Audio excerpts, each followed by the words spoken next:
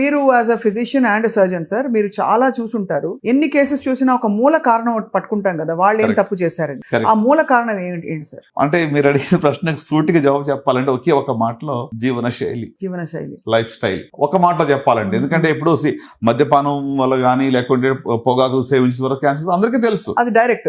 Direct మనం cinema థియేటర్కి వెళ్తే మనం యాడ్స్ చూస్తుంటాము ప్రతి చోట, ఇవన్నీ అంటే అండర్స్టూడ్. తెలియకుండానే మనం బాగుంది అనుకున్న వాళ్ళకి ఎందుకు వస్తుంది ఇటీవల, దీనికి రీజన్ ఏంటి అంటే లైఫ్ స్టైల్ చెప్పచ్చు. ఆ లైఫ్ స్టైల్ ఏం తప్పులు చేస్తారు సార్? బికాస్ చిన్న ఇప్పుడు ఫర్ ఎగ్జాంపుల్ వర్కింగ్ ప్రొఫెషనల్స్ ఉన్నాం, ఏదో సరదాగా వారానికి 2 సార్లు బయట అందరూ తింటారు.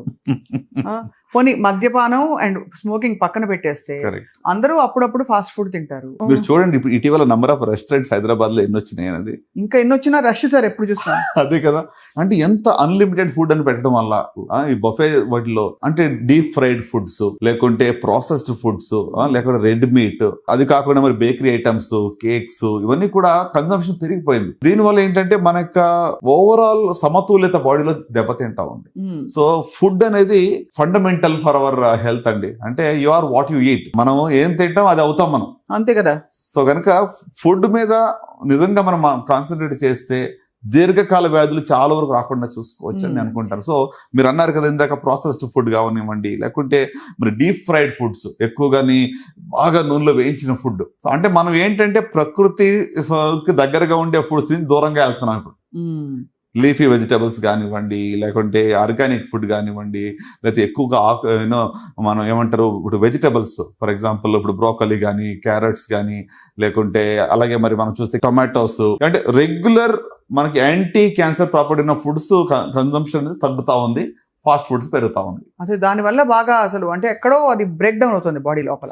బాడీలో ఏంటంటే క్యాన్సర్ ఒకేసారి రాదండి, కొంత టైం పడుతుంది. వేర్ అండ్ టేర్ బాడీలో జరుగుతూ ఉంటుంది. ఎగ్జాంపుల్ అప్పుడు ఆ టైంలో ఇప్పుడు కొన్ని పదార్థాలు ఏం చేస్తాయి, స్టిమ్యులస్ గా పనిచేస్తాయి. ఇప్పుడు మీకు ప్రాసెస్ మీట్ కానివ్వండి, లేకుంటే consumption of deep fried food, ఇవన్నీ ఇందులో ఉన్నటువంటి కార్సినోజన్స్ రైట్, అవి ఏం చేస్తాయి, స్టిమ్యులేట్ చేస్తాయి. అదే ఫర్ ఎగ్జాంపుల్ బ్రోకలీలో మీరు బ్రోకలీ లేకుంటే టొమాటో లేకుంటే క్యారెట్స్ వీటిలో లేక లీఫీ వెజిటబుల్స్ తీసుకుంటే క్యాన్సర్ ని డీటాక్స్ చేసే కెపాసిటీ ఉంది. బాడీలో కొన్ని ఎంజైమ్స్ ఉంటాయి, క్యాన్సర్ కణాలని చంపేస్తాయి. సో డీటాక్స్ ఎంజైమ్స్ ని ఇది యాక్టివేట్ చేస్తాయి. సో చెడుకి మంచికి జరిగే యుద్ధం అది. సో ఆ బ్యాలెన్స్ తప్పినప్పుడు ఇది క్యాన్సర్ బయటపడుతుంటుంది. సో చెడు ఒకవేళ అంటే నేను జస్టిఫై చేయట్లేదు, కానీ ఒకవేళ చెడు బారిన పడినా కూడా బయట కొంచెం తినాల్సిన పరిస్థితి వచ్చినా మంచిని సబ్స్టిట్యూట్ చేయడం వల్ల కొంతవరకు నివారించవచ్చు. కరెక్ట్. అంటే antioxidant it's all about their is nothing like poison, it all depends on dose. నా స్టాండర్డ్ గా ఎప్పుడు చెప్తా ఉంటే మాట.